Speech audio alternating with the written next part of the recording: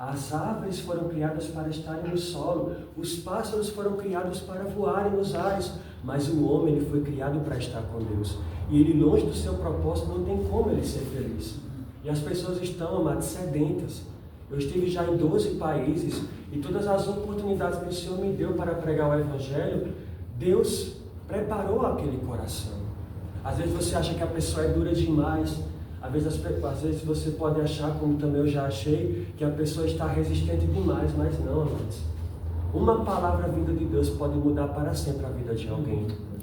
Porque Ele vela para cumprir a sua palavra, mas esse privilégio, até os anjos queriam.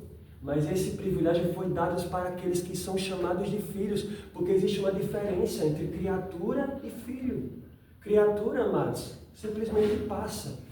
Mas filho, mas, ou um servo, algo do tipo, muitas das vezes a gente for fazer um comparativo entre um servo, só para exemplificar, um servo ele tem direito a um presente por algo que ele tenha feito diante de um serviço. Mas o filho ele tem direito a uma herança. Existe uma herança gloriosa que está preparada para nós. Mas o maior galardão que está nos esperando, amados, é se nós entendermos o nosso propósito e ganharmos vidas. Porque se nós fôssemos ouvir as batidas do coração de Deus, em cada uma dessas batidas, amados, está ali o nome de uma vida que está perdida. Sabia que você hoje é a resposta da oração de alguém? Então não se limite. Lembre-se que toda promessa, eu falo isso até para a minha vida, passa pelo teste do tempo. Quando Deus me chamou para o propósito missionário, eu já queria ir. Eu já queria colocar minha mochila nas costas e partir. Deus estava falando ali que eu ia ser missionário. E eu lembrei de quando eu era criança, de ir para a biblioteca da minha escola, ficar observando o mapa mundi, que naquele tempo nós não tínhamos acesso ali à internet, anos 90, isso já denuncia a minha idade. E naquela época eu não tinha acesso à internet, mas meu coração estava desejoso, sedento. Nossa, como esse povo vive aqui, como esse povo vive ali. Eu ia para as enciclopédias, era aquele aluno destaque em geografia, aquele aluno destaque em história, aquele aluno destaque em inglês. E de repente Deus estava ali arquitetando o meu propósito, arquitetando o meu chamado. Porque nós fomos chamados para estarmos com Deus. Então, a sua trajetória mostra claramente o propósito que Deus tem para com você. Se você for analisar a sua própria vida, porque ninguém conhece a sua vida melhor do que você.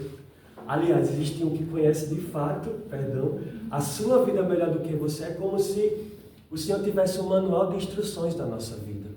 É interessante que quando nós compramos algo novo, que vamos, por exemplo, ter um eletrodoméstico, nós sempre nos surpreendemos, pelo menos acontece comigo, com uma função nova que nós não sabíamos antes. E na trajetória da nossa vida, nós nos surpreendemos conosco mesmo, com nós mesmos, diante de algumas coisas que, de certo modo, nos é apresentado. Mas não é que aquilo foi apresentado, já existia, porque o dom já nasce conosco desde o ventre. Porque desde o ventre nós fomos chamados. Essa convicção que Jeremias tinha. Desde o ventre ele tinha sido chamado para um propósito. Ele sofreu, ele padeceu, ele chorou. Mas através do mover de Deus na vida de Jeremias, através da vida de Jeremias, Deus concedeu a restauração para Israel. Eles foram para o cativeiro, mas Jeremias foi aquele que proferiu as palavras, principalmente no que está escrito em Jeremias 29:11. Eu sei, ó Israel, eu sei, ó Rio Grande do Sul, os pensamentos que tenho a seu respeito.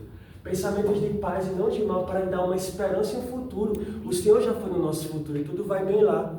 O que Ele quer de nós é justamente um posicionamento. Jesus não é um dos caminhos, Ele é o caminho, a verdade e a vida. É interessante que quando os discípulos estavam em Cesareia de Filipe, um local totalmente pagão, idólatra, local que as pessoas estavam ali diante da gruta de Pan, aquele local onde crianças eram ali oferecidas a Moloque. Jesus queria trazer uma analogia sobre a força que a igreja tem. Porque ele perguntou no livro de Mateus capítulo 16, no verso 16, quem vós dizeis que eu sou? Porque antes ele tinha perguntado, o que eles dizem acerca de mim? O que eles dizem quem eu sou? Senhor, uns dizem que tu és João Batista, aquele que profetiza. outros que tu és Jeremias, filantropia, boas ações, outros que tu és Elias, aquele que manifesta poder, e alguns os profetas. Mas vós, nós temos que trazer essa pergunta para nós: quem nós dizemos que o Senhor é? Isso faz toda a diferença. E Pedro, cheio do Espírito Santo, falou: Senhor, tu és o Cristo. Cristo significa a função de Jesus, o Messias prometido, o Messias aguardado. É tão triste que, se nós formos para Jerusalém, os judeus, principalmente ortodoxos, estão ali de frente para o Muro das Lamentações, o muro ocidental, a única coisa que restou ali do templo. Porque Deus permitiu que o templo fosse destruído para erguer esse novo templo, a nova e perfeita aliança, porque nós somos hoje o templo de Deus. Amém. A arca da aliança. Isso é glorioso. Isso é tremendo. Mas eles estão lá clamando pela vida de um Messias. Mas aprove a Deus, Vitor, endurecer o coração do seu próprio povo para que esse evangelho chegasse até nós. Devemos entender que o preço foi alto demais. E o que Deus quer que nós possamos abrir a nossa boca para proclamar essa verdade, que Jesus, Ele é o Cristo. Ele é a solução completa para a humanidade. Diante de qualquer problema, não existe nada que Jesus não possa solucionar. Por isso que além dele ser 100% Deus, Ele foi também 100% homem. Ele passou as aflições que nós passamos diariamente. Ele foi um homem que as pessoas escondiam o rosto, um homem de dores. Quando ali descreve, ali em Isaías 53, falava de um homem que era uma ferida viva, porque ele assumiu a nossa dor, assumiu a nossa culpa. A Bíblia diz que o castigo que traz a paz que o mundo tanto almeja estava sobre ele. E pelas pisaduras do Senhor nós já fomos sarados. É essa novidade de vida que as pessoas estão esperando lá fora. Porque, amados, bem melhor do que ser curado é não estar doente. E a única forma disso acontecer é pregando o Evangelho. Glória a Deus. Porque as pessoas, amados, querem curar a enfermidade principal, o vírus que atingiu a humanidade há quase 10 mil, em torno de 10 mil anos atrás, quando Adão decidiu pecar, porque o livramento estava no aviso. Ele avisou, Deus avisou: não coma do fruto do conhecimento do bem e do mal, porque certamente se você comer, você morrerá. A mulher tomou, influenciada pela serpente. O homem também tomou daquele fruto e comeu. Por isso veio esse vírus que atingiu a humanidade, que é o pecado original. Então, amados, a única forma do homem ser curado dessa doença que tem impelido o ser humano a viver totalmente desregrado, nós estamos vendo o que está acontecendo agora. Israel mais uma vez atacou, agora o Irã, que está desenvolvendo bombas atômicas, todo um cenário de caos. Eu recebi mensagens de amigos meus que estão lá no Líbano, estão ali doando as suas vidas por causa desse evangelho e não tem medo de morrer, porque o viver é Cristo e o morrer é lucro. Amém. Mas desde que esse evangelho seja anunciado, amados, precisamos entender que estamos indo para a morte todos os dias. Mas quando nós entendemos quem está conosco, mas não iremos temer as circunstâncias. Porque quando nós temos a segurança de Emmanuel, do Deus que está conosco, os problemas se tornam plataformas para que anunciemos que Deus é poderoso. Porque o cristão, ele não permanece no problema, ele passa pelo problema para dar testemunho. Eu estive em África, olha aqui o meu irmão amado, conterrâneo, glória a Deus.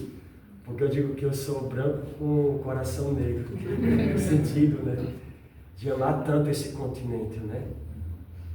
Eu sou preto em pele de branco, como disse lá para eles, do amor que eu nutro, e eu sei que no tempo do Senhor irei retornar, por isso que Deus me mandou para a cidade mais africanizada do Brasil, né, que é Salvador. E tenho lá executado a missão que o Senhor tem me confiado. Mas eu vi ali o poder de Deus em operação. As crianças, amados, ali com aqueles olhares que tanto demonstrava a sedência deles pela palavra, pelo Evangelho.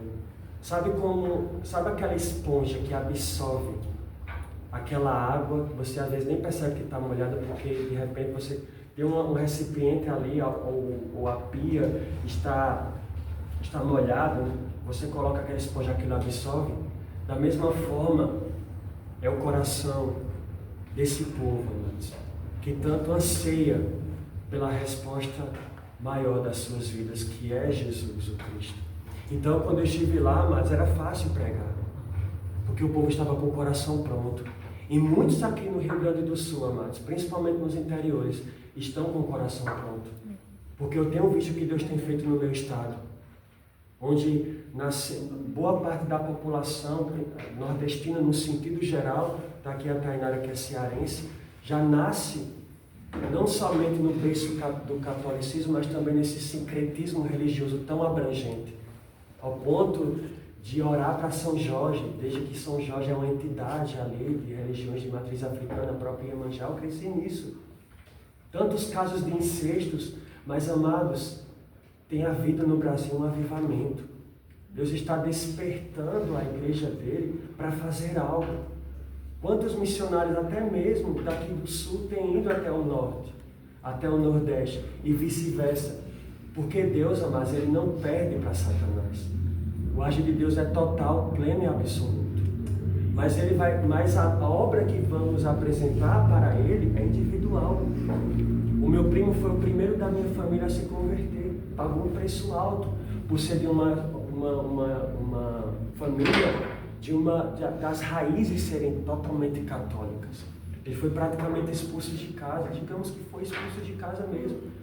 Minha tia chegou a dizer que ele não era mais, né, o seu próprio filho, por conta das crendices, não em si apenas pelo catolicismo, mas por toda essa mistura que faz com que muitas das vezes a simples religião seja algo que, seja inaceitável o desvínculo disso.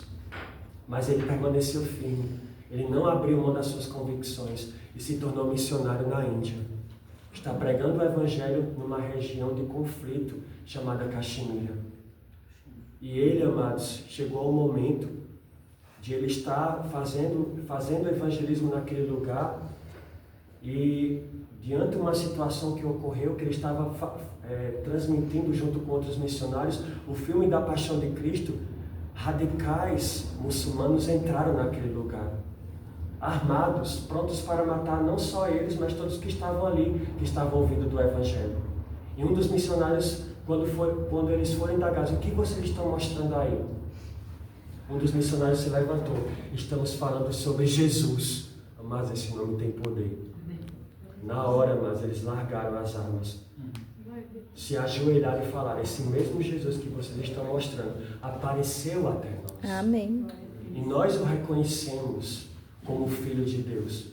E falavam isso chorando.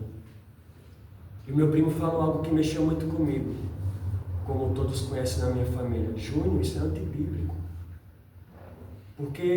Por que Jesus está tendo que aparecer? Porque muitos missionários estão se acovardando. Eles estão dizendo sim ao chamado. Porque o Evangelho, mas ele vai ser pregado, independente da ação do ser humano ou não. Porque a palavra diz que quando esse Evangelho for pregado em todas as nações, todos os povos conhecerem sobre Jesus, ele voltará. Por que Jesus não voltou? As pessoas estão indagando: nossa, as pessoas estão muito presas aos sinais. Porque vai vir um novo líder, e isso vai ser preparado todo o cenário para a vinda do anticristo. Não, mas a gente não tem que estar se prendendo a isso. Claro que aquele que há de vir virá e não tardará. Mas será que nós estamos preparados para a volta dele? Será que vamos estar fazendo a vontade dele para que possamos estar aptos a subir na grande dia do Senhor? Ou será que vamos estar como aquelas virgens nécias? Não vai dar tempo de pegar a lamparina do próximo, não vai dar tempo de pegar o óleo para que não dá, mas é muito rápido. Então a gente precisa entender que o mundo clama por socorro. Nós vimos o que aconteceu agora, mais uma tragédia aérea. E um homem, amados, para vocês verem que quando Deus tem um propósito na vida de alguém, amados, ele move céus e terras para favorecer aquela pessoa. E foi isso que aconteceu com aquele indiano, que eu já estou orando pela vida dele, amados. Porque Deus tem um propósito de levantar aquele homem, eu creio, como um grande evangelista. Ele falou, ele deu relatando que não sabe como ele saiu daquele avião. Era impossível, diante do tamanho da tragédia. Mas o nosso Deus, amados, trabalha para aqueles que, de fato, Ele tem um propósito. Nós temos um propósito. Nós podemos pregar esse Evangelho. Eu estive lá no Quênia, numa cidade chamada Mombasa, em que a cada 50 metros tinha uma mesquita. Está aqui o meu irmão, lá do país do Senegal, que não me deixa mentir. Inclusive estava lá diversas mesquitas e as pessoas, às vezes, eu cheguei a ver, mas dentro do avião da Ethiopian Airlines, um determinado cidadão africano colocando lá o tapete, adorando lá naquele avião ali. Não sei como ele estava apontando para a Meca, como os ares, mas ele estava ali orando. A devoção deles é muito grande. E por que vai ser diferente conosco? Às vezes, amados, os filhos das trevas são mais prudentes do que os da luz. Então nós precisamos entender por quem nós fomos chamados. Não o que nos move, mas quem nos chamou. E, amados, naquele local ali em Mombasa, Deus me apresentou a uma pessoa. Me apresentou uma pessoa. Praticamente a minha fotocópia. Sabe? Falam que existem pelo menos 5 pessoas no mundo que são parecidas com você. Eu acho que tem até mais em relação à minha vida. Já me vi em um lugar e não era eu, já me vi em outro e não era eu. Mas para você ver como Deus, eu sempre falo que Deus não só conecta pessoas, por isso que eu estou aqui hoje, mas Ele une propósitos.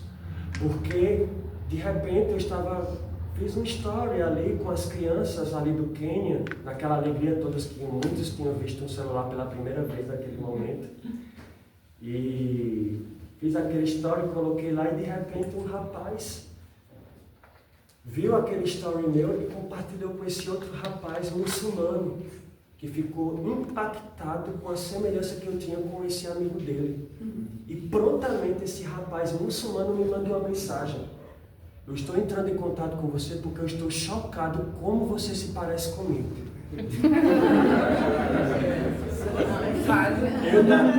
Eu da mesma forma falei, como isso pode ser? E eu comecei a criar uma amizade com ele. E eu não neguei a minha crença. Eu disse, eu sou cristão, estou aqui no propósito de levar o Evangelho, principalmente para as crianças africanas, porque esse é o meu chamado, o meu foco. E, amados, ele falou algo para mim, não tem problema, porque eu tenho muitos amigos também que são cristãos e eu vi algo diferente em você. Amados, isso só pode ser Deus. E nós começamos a criar uma amizade, e o tempo todo eu falava da aliança que Deus fez por intermédio de Isaac, e não de Ismael. Eu comecei a falar isso enfatizando aquilo que eu cria, aquilo que realmente estava ali pulsando no meu coração e eu precisava falar. Porque Deus nos chama para isso. A gente não pode temer. E Ele quis se encontrar comigo. E coincidiu que no mesmo época que Ele falou que tinha o desejo de me conhecer pessoalmente, o meu pastor que eu estava servindo lá, dessa missão sul-coreana que eu sou conectado hoje, ele estava com a viagem marcada para Mombasa. E prontamente eu disse, pastor, eu preciso ir. Falei tudo para ele sobre essa conexão. E ele disse algo para mim, Arati, você precisa ter cuidado. Muitas vezes, quando um muçulmano marca um encontro com um cristão, ou é para prender, ou é para sequestrar, ou é para matar.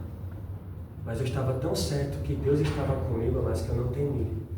Eu disse, eu preciso ir, é Deus que está.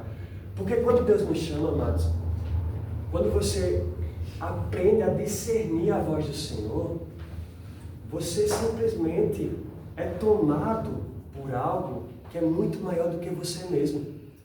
Porque fé, amados, é você dar o primeiro passo sem ver o chão, mas você tem a certeza que o Senhor vai lhe sustentar. Isso é a convicção, amados, é desfrutar de Emmanuel. Eu lembro que eu fui até Mombasa, cheguei até aquele rapaz. Depois de nós termos feito uma ação evangelística ali, nós fomos auxiliar um pastor queniano que tem ganhado muitas famílias islâmicas para Cristo. Muitas pessoas, amados, têm despertado pelo próprio mover do poder de Deus que Jesus é Deus. Aleluia. O Deus encarnado, o Deus que está vivo, amados. E essa verdade, que Ele é o caminho, a verdade e a vida, precisa estar, amados, totalmente enraizada em nosso coração. E, amados, mesmo que se nós padecermos, a Bíblia diz que aquele que crê no Senhor Jesus, ainda que morra, viverá. Amém. Eu sabia dos riscos que eu corria. Depois de ter ajudado o pastor Simon naquela missão, eu me dirigi até aquele rapaz. E eu falei sobre o plano redentor de Cristo. E o pastor foi junto comigo, junto com seu filho. Ficou numa mesa, eu estava nessa outra mesa com o Abdu. E, amados, a resistência, a batalha espiritual foi grande. Mas ele entendeu a mensagem do caminho da salvação. E unicamente é esse Deus perfeito e maravilhoso que traçou um plano de mesmo modo perfeito para redimir a humanidade, que é Jesus. E ele aceitou Jesus. Amém. Teve um momento que ele quis se endemoniar naquele café ali. Mas o poder de Deus não permitiu. E ele chorou, amados. E por mais que hoje ele não esteja dentro do contexto, porque o que acontece? Está aqui meu irmão que não me deixa mentir.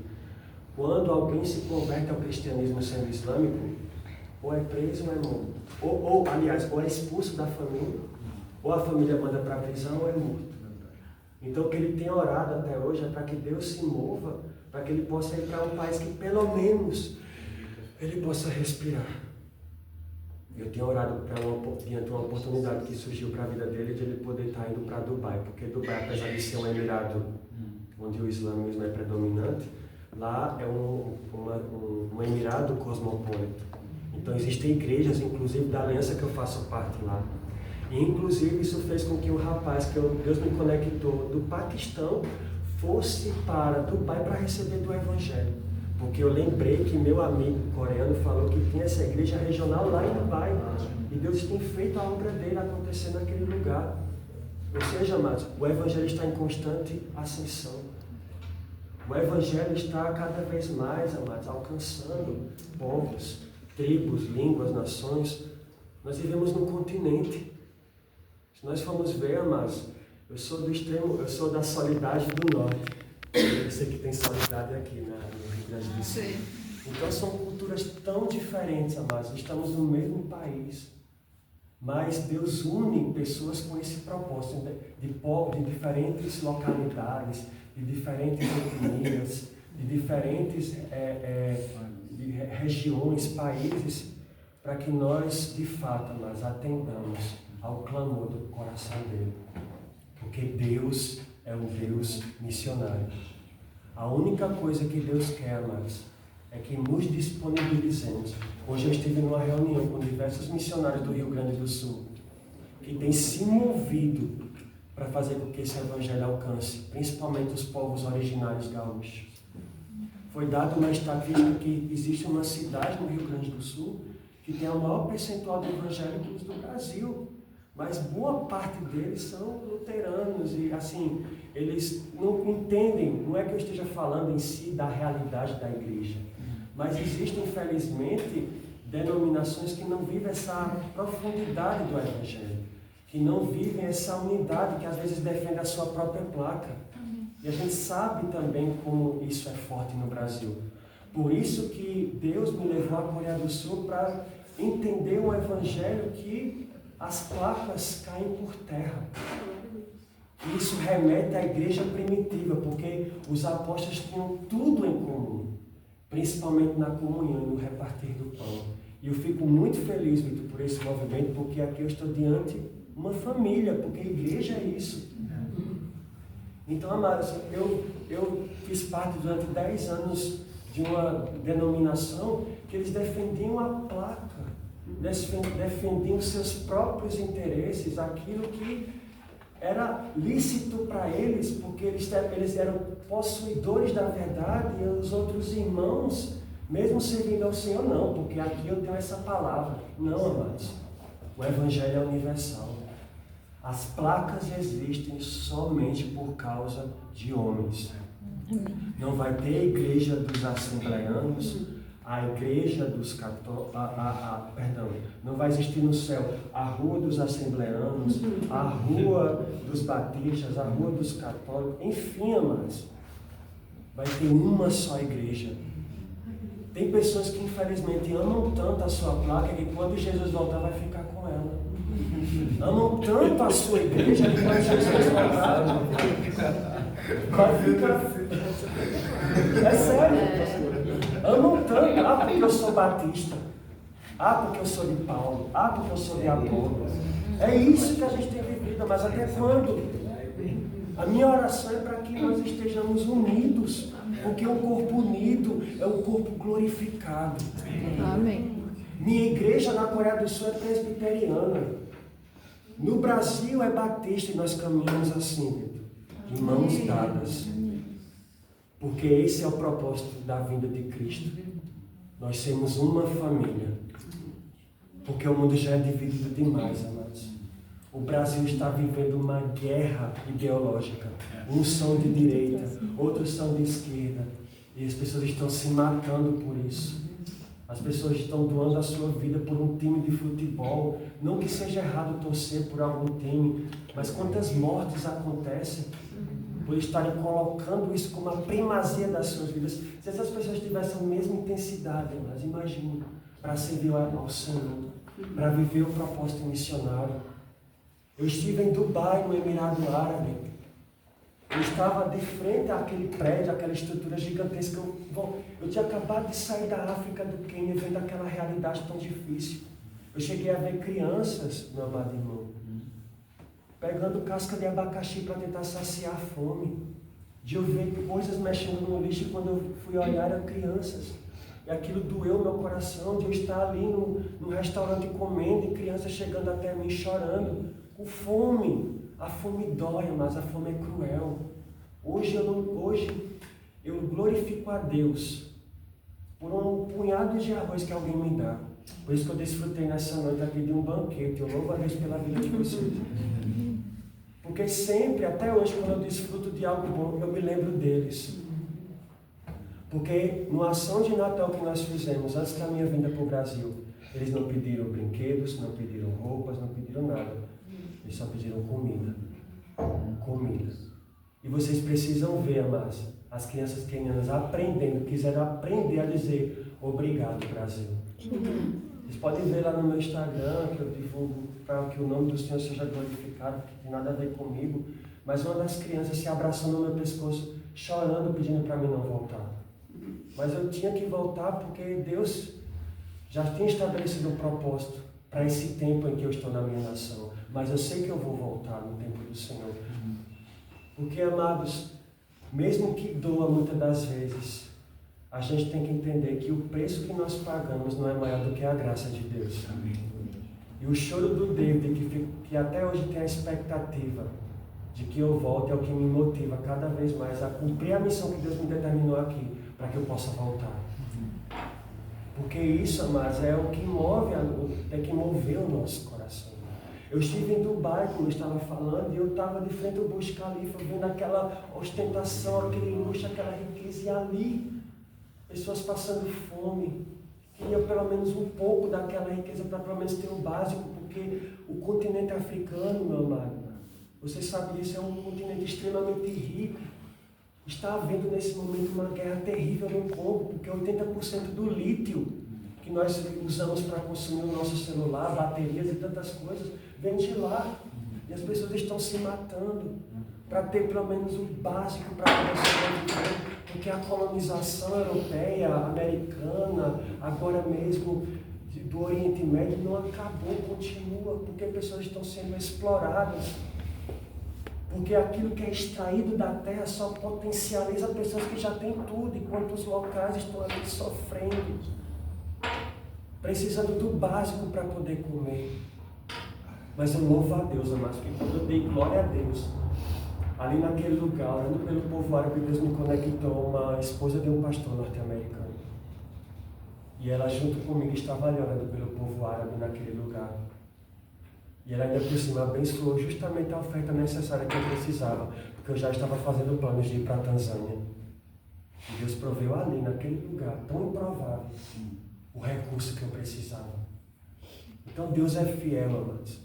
Quando você diz sim ao seu chamado, não se preocupe. Dinheiro que antes nós usávamos cédulas, né? Hoje é Pix. Pix é só algo da terra, a provisão é celestial. Amém. Deus se responsabiliza por aqueles ao qual Ele envia. E desde que eu disse sim ao meu chamado, eu tentei, Vitor, me envolver no secular, em muitas vezes, mas o Senhor nunca permitiu.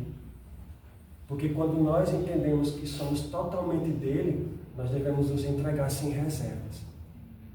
Porque o Deus que chama, Ele é o dono da provisão. Ele é o nosso direito. Talvez você esteja se perguntando, Senhor, onde eu devo estar? Amados, permaneça no centro da vontade dEle. Porque a paz que excede todo entendimento vai mover você. Talvez você até tenha um coração missionário de querer ir a lugares inóspitos, lugares que precisam. Quem quiser ir para a África, eu estou recrutando você. Deus falar, amém? Mas, amados, toda promessa, ela passa pelo teste do tempo. Deus não pega pessoas despreparadas. Eu passei 7 anos servindo intensamente, porque as coisas aconteceram muito rápido na minha vida, não por causa que eu sou diferente de qualquer outra pessoa, não. Mas Deus olha aqui, mais profundo e íntimo do coração. E 7 anos depois de muito serviço, de muita dedicação, de muitas das vezes marcar evangelismo com a igreja local, de ninguém ir, e eu ganhar pessoas que estavam em leito de morte para Jesus, como Dona Rosinéia. Dona Rosinéia estava praticamente se despedindo desse mundo. Mas naquele dia, no bairro do Alto São José, naquela cidade, aquele rapaz, que Deus tinha tocado o coração para ele ir até aquele local, foi dirigido pelo Espírito Santo aí na vida daquela senhora.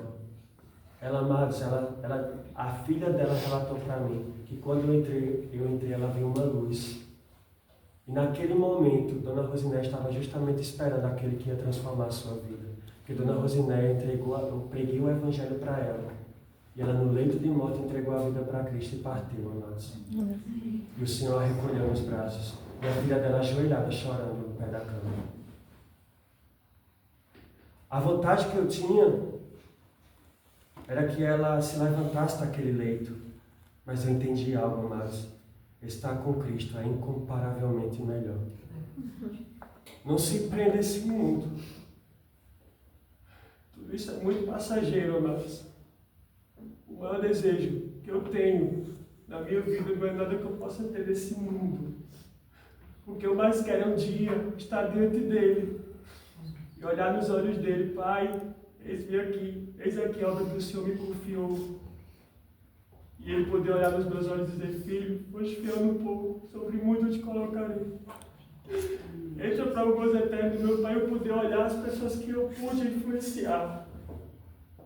Então, amado, não se prenda a esse mundo. Existe uma recompensa eterna. Tudo isso passará, nada ficará pedra sobre pedra, mas nós somos eternos. O Senhor nos deu um espírito que clama, Abba, Pai. Que nesse tempo no clube de leitura, mas venha ser um tempo de mais profundidade, de mais intensidade. Promova essa unidade. Porque, amados, isso para o Senhor é precioso. É precioso demais. O mundo, amados, espera, a ardente expectativa da criação, aguarda de forma ansiosa pela manifestação dos filhos de Deus. E nós somos estes, que somos escolhidos. O choro do David me impulsiona, me motiva, não me entristece, mas me motiva a voltar. Mas o que tem me motivado a continuar? Não deixe com que essa chama seja perdida. Avance para o seu propósito. Entenda quem está com você. No limite o agir de Deus na sua vida, apenas considerando tudo que você vive numa perspectiva apenas humana. Entenda, amados. Assim como eu busco entender todos os dias. Senhor, obrigado. Obrigado porque eu acordei. Tu és o meu Cristo, Tu és a essência da minha vida. E todos os motivos quando nós acordamos pela manhã, amados, é motivo de nós agradecermos ao Senhor. Nós agradecemos por não estarmos no leito de hospital. Nós agradecemos pela nossa saúde. Porque, amados, é muito doloroso ver pessoas que estão sofrendo, ver pessoas que estão padecendo, ver pessoas que estão morrendo sem essa verdade enraizada em seus corações. Quantos nesse acidente na Air India morreram sem Cristo? Quantos ali? Porque nós sabemos a realidade da Índia. Quantos milhões de deuses tem aquele país? E Deus conta conosco, amados, para orarmos. Se levante em oração por uma dessas nações. Existe a janela 10/40 dos países mais perseguidos. Eu vejo os meus irmãos sul-coreanos pegando balões, colocando Bíblias nesses balões, na esperança desses balões, com gás hélio, com outros tipos de gás que eles desenvolvem para isso, na esperança desses balões chegarem até nos irmãos norte-coreanos, e a igreja está lá o tempo todo orando pela unificação das Coreias novamente. Amados, isso é intenso, isso faz nós refletirmos sobre o Evangelho que nós temos vivido. Precisamos entender, amados, que Deus está conosco. Muitos têm partido sem Cristo. Isso entristece profundamente o coração de Deus, porque o maior desejo de Deus é que todo homem seja salvo e alcance o pleno conhecimento da salvação. Nós possuímos esse Evangelho, nada impede de nós pregarmos, nada impede de nós falarmos, nada impede de nós proclamarmos que Jesus é o Cristo. Mahatma Gandhi, ele conheceu sobre Jesus, ele ouviu falar sobre Jesus. O coração dele se inclinou para o cristianismo, mas ele viu uma igreja dividida. Isso impediu mais da Índia hoje ser um dos países mais cristãos, cristianizados, assim eu posso dizer, no mundo, por causa da divisão. Amados, a divisão no meio do corpo tem de fato levado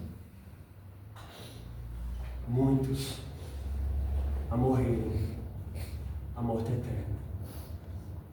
Precisamos entender, amados, que esse movimento que está sendo levantado no Rio Grande do Sul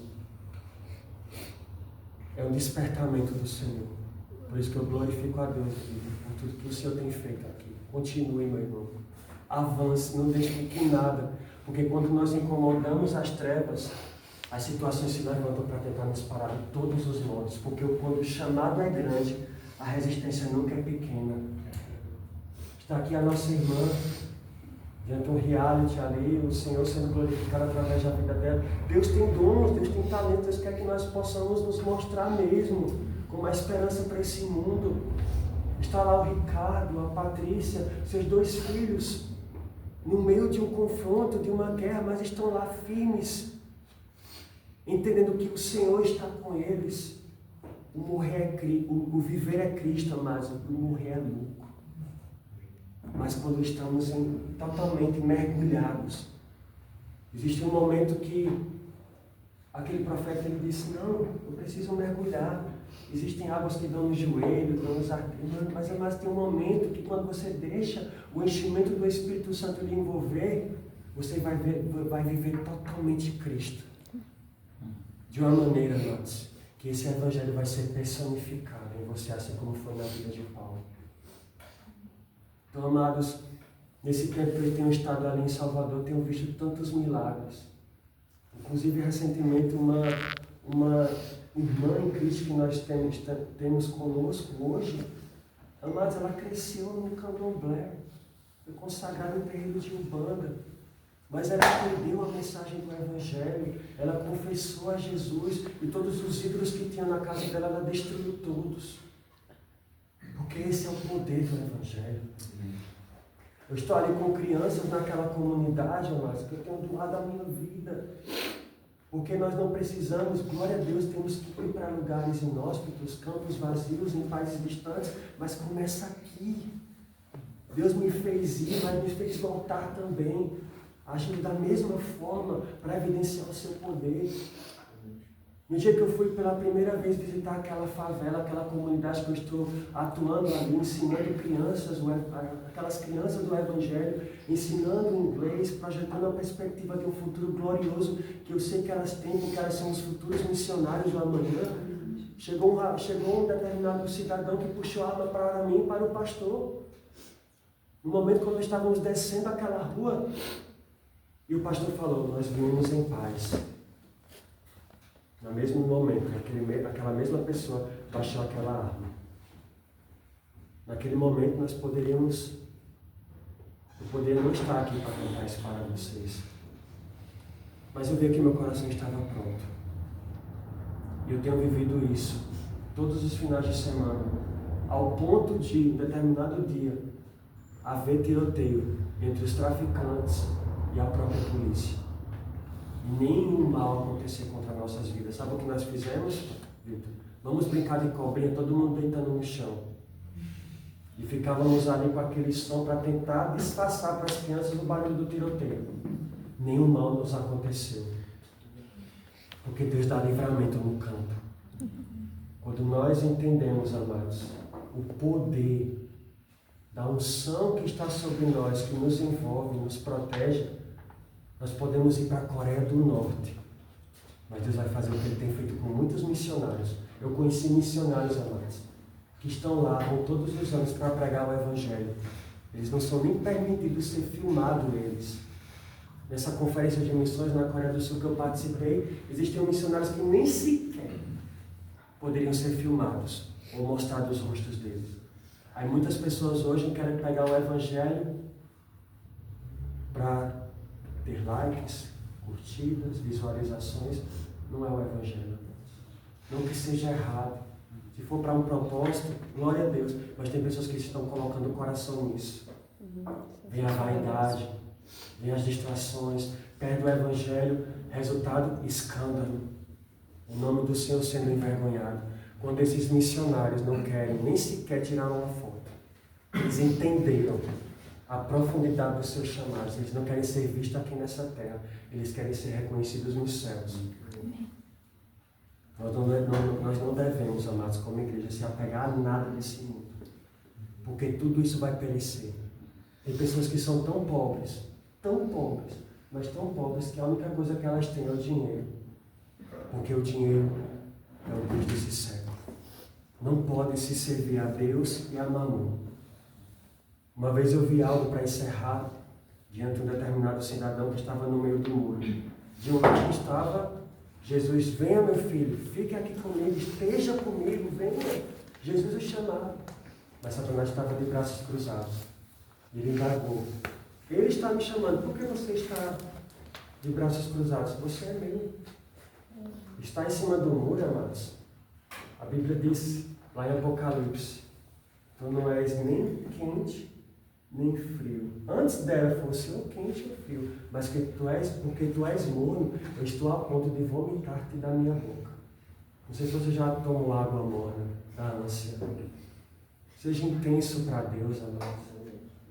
Viva a intensidade do Evangelho, porque um eterno peso de glória ele é reservado. Paulo mesmo viveu isso com uma intensidade tão grande. Um homem que foi dado como morto, um homem que foi apedrejado, expulso de cidades, expulso da legião. Um homem que foi morto, como foi tão bem falado no clube de leitura bíblica, foi mordido por uma serpente, o qual deveria ter morrido naquela hora. O homem, amados, que passou por tantas tribulações, preso, chicotado, chicoteado, no calabouço, ali sofrendo, mesmo assim encontrou forças para adorar, para exaltar o nome do Senhor. E tudo que ele passou, ele diz, leve e momentâneo, é isso tudo que eu passei. Leve e momentâneo, diante do eterno peso de glória que nos é reservado.